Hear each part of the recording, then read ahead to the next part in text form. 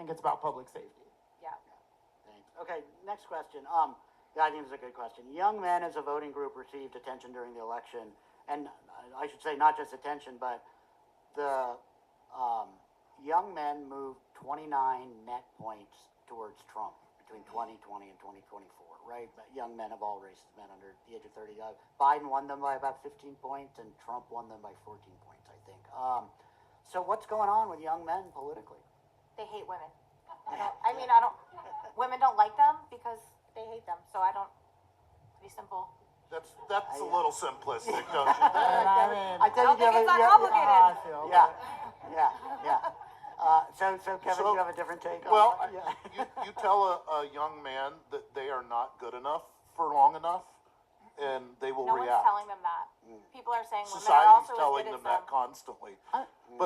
It's not as pronounced here, but the only demographic group that Republicans actually carried was 18 to 24-year-olds, and by almost 5%. It is sad. Turnout in swing states with young people was up from 2020. Like, turnout was good. They just didn't vote the same way that they previously, that we could use to count on young people to be able to vote.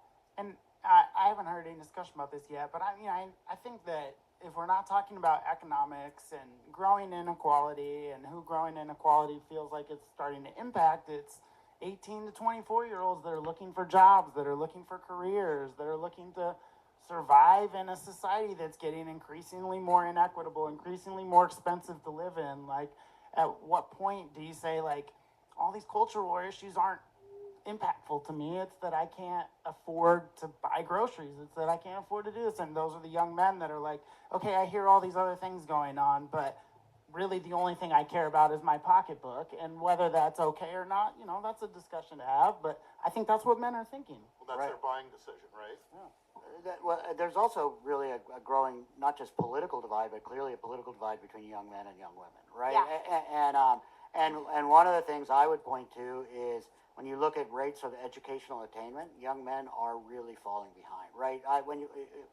In colleges now, of the enrollments in colleges are something like getting close to 60% women, only 40% men. And it's not just in enrollment, it's in applying to college. Young men aren't applying to colleges. So I think you do have, I don't know that it's that they hate women. I'm not sure I agree with. If you go on Reddit, that would certainly seem, that's what they say. Don't go on Reddit. Yeah.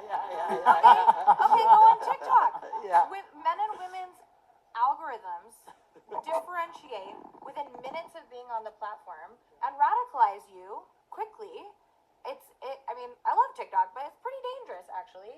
And it is a reason that divide is getting bigger, is that people are getting into these echo chambers where they are introduced more and more to ideas about that no one is saying that, like what you just said, people are saying women should be equal. No one is saying that men are worse. But when you get into these spaces, you hear that that's what people are saying, and you also become radicalized, and it's really sad and dangerous, and we should be regulating social media more for young people, and this divide would probably not happen if more young people were spending time with each other, and not in these, like, increasingly extreme spaces online.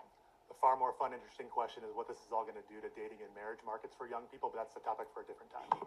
All right, a quick question, yes or no, basically. Like, do you all believe Bernie Sanders would have won if he ran against Trump?